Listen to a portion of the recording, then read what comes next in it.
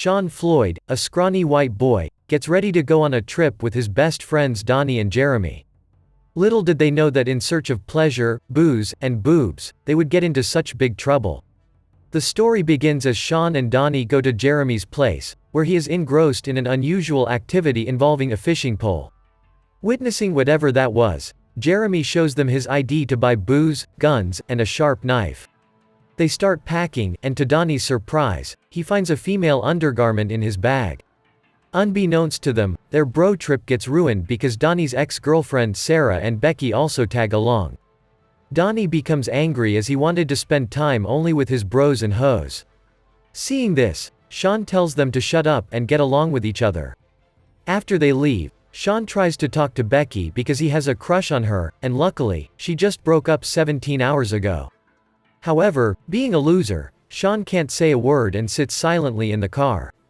They reach a gas station to buy booze, and Jeremy gives the cashier the fake ID, which surprisingly works. After buying the booze, they go to their campsite and get their bags ready. Deep in the woods, Jeremy takes naked selfies of himself to send to his imaginary girlfriend. After reaching the campsite, Sarah finds Becky looking at her ex-boyfriend's pictures. Seeing this, she tells her to hook up with Sean since she also has a crush on him. Outside, Donnie and Sean set up the tent, and Jeremy gives Sean a glow-in-the-dark protection, just in case. Sean accepts the offer, and they start drinking. After a 4-hour-long drinking montage, Jeremy goes to take a piss in the mountains. While practicing his knife tricks, he accidentally cuts off his own dick. Sean and Donnie rush to Jeremy's rescue and get him back to the camp. After reaching the campsite, Sean goes to find a signal to call 911, and Donnie and Sarah go to find Jeremy's severed body part. Sean finds a signal and calls 911. After the call ends, Sean, being the jerk he is, throws all the phones off a cliff. On the other side, Sarah and Donnie retrieve Jeremy's severed part and go back to the camp. In this messed up situation, they do their best and sing a Britney Spears song until the helicopter arrives. When the helicopter arrives, Donnie gives them the packaged body part, and they take Jeremy to the hospital. The next morning, while Jeremy is in the hospital and the guys go to get a beer, they open the cooler and realize that Sean gave the paramedics the wrong cooler. Panicking, they decide to hike back down to the car and drive to the hospital themselves. The catch is that they have only 12 hours because afterward, the package can't be reattached. On their hike down, Becky spots a cabin, and they break in hoping to find ice or a phone. Underneath the sink, they find a rattlesnake. Becky throws the cooler at it, the snake bites the package, and slithers off. Realizing they need to suck out the poison, Sean steps up to do it, as he's the one who lost the phones and gave the paramedics the wrong cooler. Everybody waits outside while the deed is done, and they notice a drone. Running back into the cabin, they find Sean in the act. After it's done, they follow the drone, and Sarah jumps off a cliff into the water, followed by the rest of the gang. Sean, trying to impress Becky, slams into the water, turning his back completely red. They see the helicopter return to the camping site since the doctors realized they were given the wrong package. However, the guys had left. They find an 11-year-old boy controlling the drone, who informs them that his father went away briefly. They also notice a boat in the water. And when they ask the boy if they could borrow it, he tells them he'll give them the keys, but he wants to see something, looking at Becky and Sarah, that little snot. They tell him they're not going to flash him, which is when he tells them he's not talking about flashing, he wants to see them do it. Damn. They call him a pervert. And as he walks back to his tent, Sean and Becky scare the boy, telling him that they'll cut off his package, too, and steal the keys to the boat. As they get on the boat, the boy's father comes back and chases them. But after a perfect hit to the head with a can of beer, "Thank you, Donnie," they get away. When they get back to their car, the gang races back to the gas station where Jeremy bought the alcohol on the way there to try and find some ice and stuff to clean the package with. When the store owner overhears Donnie and Sean talking about cleaning the package, he tells them he knows exactly what to do. Somehow he has seen it before. And when they tell him it belongs to Jeremy, the ex-soldier, he tells them he'd be glad to clean his package. He cleans it superbly until it's better than new and puts it in the cooler, giving it back to Donnie.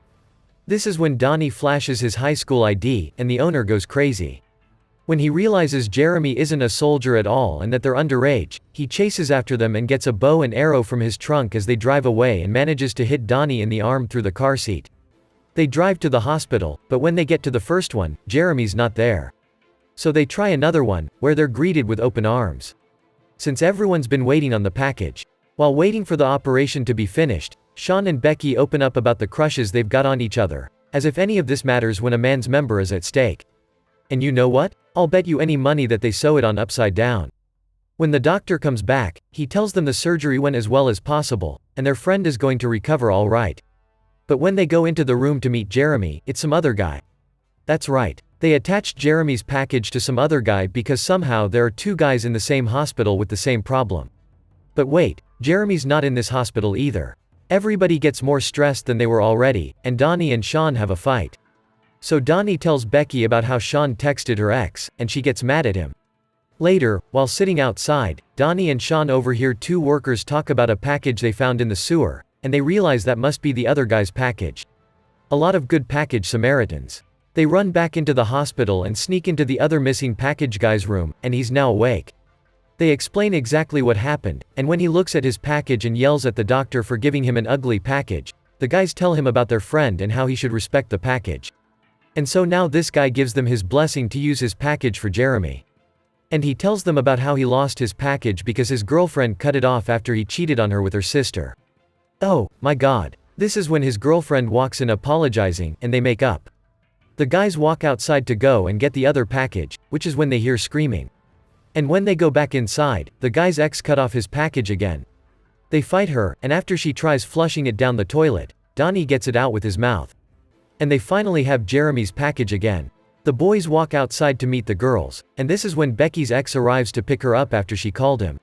So Sean gives her the package to go to all of the other hospitals in the neighborhood and look for Jeremy. Not use one hospital's phone to call them all. No, just go and look for him. And just as she's about to leave, he tells her about how much he liked her and how she deserves to be with someone that respects her. Yada, yada, yada. Becky changes her mind on going back with her ex, so they all leave and ditch him, which is when they realize why they couldn't find Jeremy before because of his fake ID. Oh, God. So they call the first hospital they went to asking for his fake ID name, and he was there the whole time. They race off to the hospital, and after fighting multiple nurses and security guards going through restricted areas, they get the package into the surgery room just in time. While Jeremy is getting surgery, Donnie and Sarah make up and get back together. And Sean and Becky kiss. Or at least they were about to, until Sarah remembers where Sean's mouth has been. And they decide they should probably wait a couple of days. And after a lot of hydrogen peroxide, we cut to a couple of days later as Sean is getting ready to leave for Germany again, when Becky, Sarah, Donnie, and Jeremy, who is fresh out of the hospital, come to visit him. And Becky finally gives him his kiss, which turns into a full-blown making out as a parting gift. The end. Normally, I would ask you if you had any crazy camping stories, but I highly doubt that even if they were real, they could top any of this nonsense. But what did y'all think? Let me know in the comments below. And of course, be sure to like the video and subscribe to the channel so you don't miss the next recap. Until next time.